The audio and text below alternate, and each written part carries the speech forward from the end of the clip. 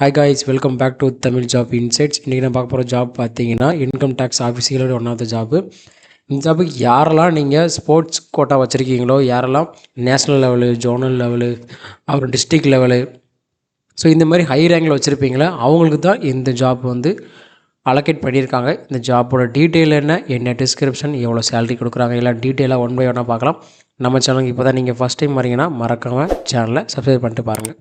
டோட்டலாக 2 விதமான post allocation பண்ணியிருக்காங்க. ஒன்று டேக்ஸ் அசிஸ்டண்ட்டு, இன்னொன்று ஹவால்டரு. டேக்ஸ் அசிஸ்டண்ட்டுக்கு 4 வேகன்சி, லெவல் 4 உங்களுக்கு சம்பளம் கொடுக்குறாங்க. 25,500 81,000 வரைக்கும் சேலரி கொடுக்குறாங்க. இந்த ஹவால்டருக்கு மினிமம் 10 வேகன்சி, உங்களுக்கு சம்பளம் பாருங்கள் 18,000 56,000 வரைக்கும் கொடுக்குறாங்க. அடுத்து பாருங்கள், உங்களுக்கான ஏஜ் லிமிட்டும் எஜுகேஷன் குவாலிஃபிகேஷன் கொடுத்துருக்காங்க. அதாவது டேக்ஸ் அசிஸ்டண்ட்டுக்கு உங்களுக்கான ஏஜ் லிமிட்டு 18 27 வயசுக்குள்ளே இருக்கணும். நீங்கள் ஒரு பேச்சுலர் டிகிரி முடிச்சிருக்கணும். அந்த பேச்சுலர் டிகிரி பிகாம், பிசிஏ இருந்தாலும் பரவாயில்ல, இல்லை பிடெக்காக இருந்தாலும் பரவாயில்லன்ட்டாங்க. ஆனால் ரெண்டாவதாக கொடுத்துருக்க குவாலிட்டி பாருங்கள், உங்களுக்கு 8,000 கீ ட்ரிபேஷன் பர் ஹவர், அதாவது ஒரு மணி நேரத்தில் 8,000 கீ டைப் பண்ணுற மாதிரி, அதாவது கீ டெம்பர்ஸ் சொல்கிறாங்களே, அதாவது டைப்பிங் ஸ்பீடை தான் அவங்க கீ டிப்ரெஷன் மென்ஷன் பண்ணியிருக்காங்க. டிபார்ட்மெண்ட் ஆஃப் டேக்ஸ் அசிஸ்டண்ட் கீழே குரூப் சி கீழே வரக்கூடிய ஒன் ஆஃப் த ஜாப்பு. இதுக்கு ஃபிசிக்கலாக எந்த ஒரு ஸ்டாண்டர்டும் கொடுக்கலன்னு இருக்காங்க. ரெண்டாவது பாருங்கள், உங்களுக்கு ஹவால்டர்னு கொடுத்துருக்காங்களே, இதுக்கான ஏஜ் லிமிட்டு 18 25 வயசுக்குள்ளே இருக்கணும். இதுக்கு பாருங்கள், உங்களுக்கு நீங்கள் 10th இல்லை 10th மேலே படிச்சிருந்தாலும் ஓகே தான் இருக்காங்க. ஆனால் இந்த ஜாபுக்கு ஃபிசிக்கலாக நீங்கள் இவ்வளோ ஹைட்டு, இவ்வளோ வெயிட்டு, மேல் ஃபீமேல் போத்துக்கும் கொடுத்துருக்காங்க.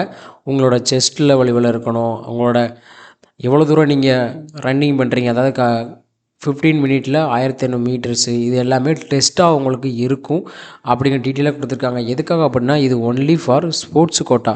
ஸோ ஸ்போர்ட்ஸ் கோட்டாவில் இந்தமாரி கேட்டகரி வைக்கிறது ரொம்பவே காமன். ஸோ உங்களோட ஃபிசிக்கல் ஸ்ட்ரென்த்தையும் அதுமாரி உங்களோட ஹைட்டு, வெயிட்டு எல்லாமே அவங்க டெஸ்ட் பண்ணணும்னு கொடுத்துருக்காங்க. அதுமாரி இந்த போஸ்ட்டுக்கும் உங்களுக்கான ஏஜ் லிமிட் இருக்குது பாருங்கள். இட் மீன்ஸ் ஏஜ் லிமிட்டு தாண்டி உங்களுக்கு ஏஜ் ரிலாக்ஸேஷன் இருக்குது. அடுத்து பாருங்கள், உங்களுக்கான ஏஜ் ரிலாக்ஸேஷன் கொடுத்துருக்காங்க. உங்களுக்கு எஸ்சி எஸ்டியாக இருந்தீங்கன்னா 3 வருஷமும் அப்புறம் 5 வருஷமும் அதிகபட்சமான லிமிட்டாக கொடுத்துருக்காங்க. ஸோ டோட்டலாக உங்களுக்கு எவ்வளோ வேக்கன்சி இருக்குதுன்னு கொடுத்துருக்காங்க. டேக்ஸ் அசிஸ்டன்ட் கீழே 4, ஹவால்டருக்கு 10, டோட்டலாக உங்களுக்கு 14 வேக்கன்சி இருக்குது. அடுத்து பாருங்கள், உங்களுக்கான டேர்ம்ஸ் அண்ட் கண்டிஷன் கொடுத்துருக்காங்க. நீங்கள் ஆஃப்லைனில் தான் அப்ளை பண்ணுற மாதிரி இருக்கும். அதுக்கான டீட்டெயில் தான் இங்கே கொடுத்துருக்காங்க. ஸோ அப்ளை பண்ண முன்னாடி இந்த டாக்குமெண்ட்டை செக் பண்ணிட்டு படிச்சுட்டு பாருங்கள். ஸோ இந்த ஜாபுக்கு எந்தெந்த கேம் லெவலில் நீங்கள் பார்ட்டிசிபேட் பண்ணியிருக்கணும். இங்கே பாருங்கள், எக்ஸாம்பிளுக்கு நீங்கள் இன்டர்நேஷ்னல் காம்படிஷன், நேஷ்னல் காம்படிஷன், அப்புறம் inter university tournament, national sports, games for schools, Khelo India university games, Khelo India youth games, இந்த 5 விதமான டிபார்ட்மெண்ட் கீழே நடந்திருக்கும்ல ஸ்போர்ட்ஸு, அதில் நீங்கள் யாரெல்லாம் விளையாண்டு சர்டிஃபிகேட் வச்சுருக்கீங்களோ அவங்க மட்டும்தான் எலிஜிபிள் அப்படின்னு கொடுத்துருக்காங்க. ஸோ இதுக்கு எந்த விதமான எக்ஸாமோ எந்த மாதிரி இன்டர்வியூ இப்போ வரைக்கும் சொல்லலை. டைரெக்டாக உங்களோட ஸ்போர்ட்ஸ் சர்டிஃபிகேட்டை வெரிஃபிகேஷன் பண்ணிவிட்டு உங்களுக்கு ஆஃபர் பண்ணிடுவாங்க. அதுக்கப்புறம் தான் அடுத்த ப்ராசஸ் இருக்குன்னு சொல்லியிருக்காங்க. முக்கியமாக இந்த 5 ஸ்போர்ட்ஸ் கீழே யாரெல்லாம் விளையாண்டு சர்டிஃபிகேட் வச்சுருக்காங்களோ அவங்களுக்கு தான் அப்ளை பண்ண முடியும். அதுதான் எலிஜிபிலிட்டியும் கொடுத்துருக்காங்க. இங்கே கொடுத்துருக்காங்க பாருங்கள், sports who have represent state R the country the national international competition, யாரெல்லாம் இதில் விளையாண்டு மெடல் வச்சுருக்கீங்களோ அவங்களுக்கு இது எலிஜிபிளான ஜாபு அப்படின்னு கொடுத்துருக்காங்க. ஸோ இந்த ஜாபுக்கு நீங்கள் எப்படி அப்ளை பண்ணணும்னு கொடுத்துருக்காங்க பாருங்கள். நீங்கள் அப்ளை பண்ணும்போது உங்களோட அப்ளை பண்ணுற ஃபார்ம் இருக்குல்ல, அதாவது எல்லா கவரையும் போஸ்ட் பண்ணிட்டு போஸ்ட் கவருக்கு மேலே என்ன ஜாபுக்கு நீங்கள் அப்ளை பண்ணுறீங்க. 2 விதமான ஜாப் கொடுத்துருக்காங்க. ஒன்று டேக்ஸ் அசிஸ்டண்ட்டு, இன்னொன்று ஹவால்டர். எதுக்கு அப்ளை பண்ண போகிறீங்களோ அதுக்கு மேலே application for meritorious sports person in central GST, இந்த 2 அட்ரஸுக்கு நீங்கள் அனுப்பணும். இதுதான் 2 அட்ரஸு. அந்த போஸ்ட்டுக்கு மேலே எழுத வேண்டியது name of the post and address 2 கொடுத்துருக்காங்க. இதுதான் உங்களுக்கு 2 அட்ரஸு. மேலே நேம் ஆஃப் த ஸ்போர்ட்டுன்னு போட்டு நீங்கள் என்ன ஸ்போர்ட்டில் இது பண்ணீங்களோ அதை எழுதிருங்க. உங்களோட போஸ்ட்டு டேக்ஸ் அசிஸ்டண்ட்டு இல்லை ஹவால்டர் அப்படிங்கிறது கீழே வரும். இதுக்கு தான் நீங்கள் அனுப்புகிற மாதிரி இருக்கும். இந்த அப்ளிகேஷன் 35 நாள்லேருந்து சேர மாதிரி பார்த்துக்கோங்க அப்படின்னு கொடுத்துருக்காங்க. ஸோ இதோட செலெக்ஷன் கேண்டிடேட் பண்ணதுக்கப்புறம் உங்களோட அஃபிஷியல் வெப்சைட்டில் தான் உங்களோட ரிசல்ட் பப்ளிஷ் பண்ணுவோம். அதாவது பாருங்கள், இந்த வெப்சைட்டில் போய்ட்டு நீங்கள் செக் பண்ணி பார்த்துக்கலாம் அப்படின்னு கொடுத்துருக்காங்க.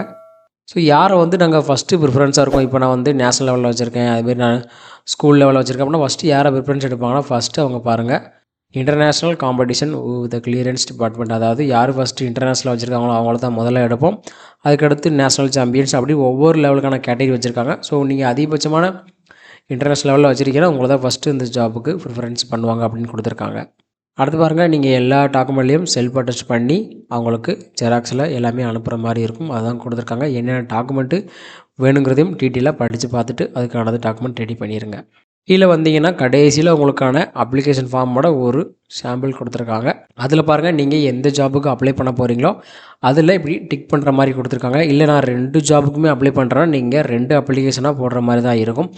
மொதல் அப்ளிகேஷன் வந்து டேக்ஸ் அசிஸ்டண்ட்டில் டிக் பண்ணி போடணும். அடுத்த அப்ளிகேஷனில் ஹவால்டருங்கிற பொசிஷனுக்கு வந்து நீங்கள் அப்ளை பண்ணி கொடுக்குற மாதிரி இருக்கும். 2மே அட் டயத்தில் பண்ணால் அந்த ஃபார்மு ரிஜெக்ஷன் கொடுத்துருக்காங்க. ஸோ டீட்டெயிலாக படித்து பார்த்துட்டு எந்த ஜாபுக்கு அப்ளை பண்ணுறீங்களோ அதை மட்டும் தனித்தனியாக அப்ளை பண்ணுங்கள். ஸோ இங்கே பாருங்கள், உங்களோட நேம் கேட்டிருக்காங்க. இங்கே உங்களோட நேம் இங்கே ஃபில் பண்ணிடுங்க. உங்களோட பாஸ்போர்ட் சைஸ் ஃபோட்டோ கேட்டிருக்காங்க, அதை இங்கே பேஸ்ட் பண்ணிடுங்க. உங்களோட ஃபாதர் நேம் கேட்டிருக்காங்க. அடுத்து உங்களோட பெர்மனெண்ட் அட்ரஸ் கேட்டிருக்காங்க. அடுத்து உங்களோட இமெயில் ஐடி, அப்புறம் உங்களோட காண்டாக்ட் நம்பர் கேட்டிருக்காங்க. உங்களோட டேட் ஆஃப் பர்த்து இப்போ ஆஸ் ஆஃப் நவ் இப்போ என்ன இருக்கோ அதை மென்ஷன் பண்ணணும். நீங்கள் என்ன கேட்டகரி கீழே வரீங்க அப்படிங்கிறதும் இங்கே மென்ஷன் பண்ணணும். அதுக்கடுத்து உங்களோட எஜுகேஷன் குவாலிஃபிகேஷன் கேட்டிருக்காங்க. ஸோ ஃபஸ்ட்டு போஸ்ட்டு, அதாவது டெக்னிக்கல் அசிஸ்டண்ட்டுக்கு வந்து உங்களுக்கு டிகிரி தான் எலிஜிபிள்னா டிகிரி மென்ஷன் பண்ணுறது கண்டிப்பாக இருக்கும். அடுத்து ஸ்போர்ட்ஸில் என்ன ஈவெண்ட்டில் என்ன கேமில் நீங்கள் பார்ட்டிசிபேட்டு என்ன வின் பண்ணுறீங்க அப்படின்னு மென்ஷன் பண்ணணும். ஸோ விளையாண்டுருப்பீங்களா ஸ்போர்ட்ஸில், அந்த விளையாண்டதுக்கு கீழே நீங்கள் கரெக்டாக தான் விளையாண்டுருக்கீங்க அப்படிங்கிறதுக்காக டிக் பண்ணுற மாதிரி கொடுத்துருக்காங்க. எந்த ஃபெடரேஷன் கீழே வரீங்களோ அதை நீங்கள் டிக் பண்ணிடலாம் அப்படின்னு கொடுத்துருக்காங்க. அதுக்கான டாக்குமெண்ட்டும் நீங்கள் சப்மிட் பண்ணுற மாதிரி இருக்கும். உங்கள் பாருங்கள் கொடுத்துருக்காங்க என்ன டாக்குமெண்ட் வேணும் அப்படிங்கிறத. அதை கொடுத்து டேட் அண்ட் பிளேஸ் மென்ஷன் பண்ணிவிட்டு உங்களோட சிக்னேச்சரை ஃபுல் நேம்னு கேட்டிருக்காங்க. கையெழுத்து மட்டும் போடாமல் உங்களோட ஃபுல் நேமையும் எழுதிட்டு அதுக்கு மேலே வேணால் கையெழுத்து போட்டுக்கோங்க அப்படின்னு கொடுத்துருக்காங்க. அது கீழே வந்தீங்கன்னா நீங்கள் என்னென்ன கேம்ஸில் இது வரைக்கும் பெர்ஃபார்ம் பண்ணுறீங்க அப்படின்னு கேட்டிருக்காங்க. அதாவது மேக்ஸிமம் லாஸ்ட் 10 இயர்ஸ், கடைசி 10 வருஷத்தில் என்னென்ன கேம் விளாண்டுருக்கீங்க அப்படின்னு கொடுத்துருக்காங்க. ஸோ இதெல்லாம் படித்து பார்த்து உங்களுக்கான மெடல் இருக்குது சர்டிஃபிகேட் இருக்குன்னா இதுக்கு அப்ளை பண்ணுங்கள். இந்த டாக்குமெண்ட்டுக்கான லிங்க் டிஸ்கிரிப்ஷன்லையும் ஃபஸ்ட்டு கமெண்ட்லேயும் வின் பண்ணுறேன், வேணுங்கிறவங்க பார்த்துக்கோங்க.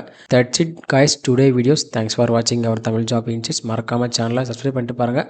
உங்களோட ஸ்போர்ட்ஸ் பர்சன் ஃப்ரெண்ட்ஸுக்கு மறக்காமல் இந்த வீடியோ ஷேர் பண்ணிடுங்க.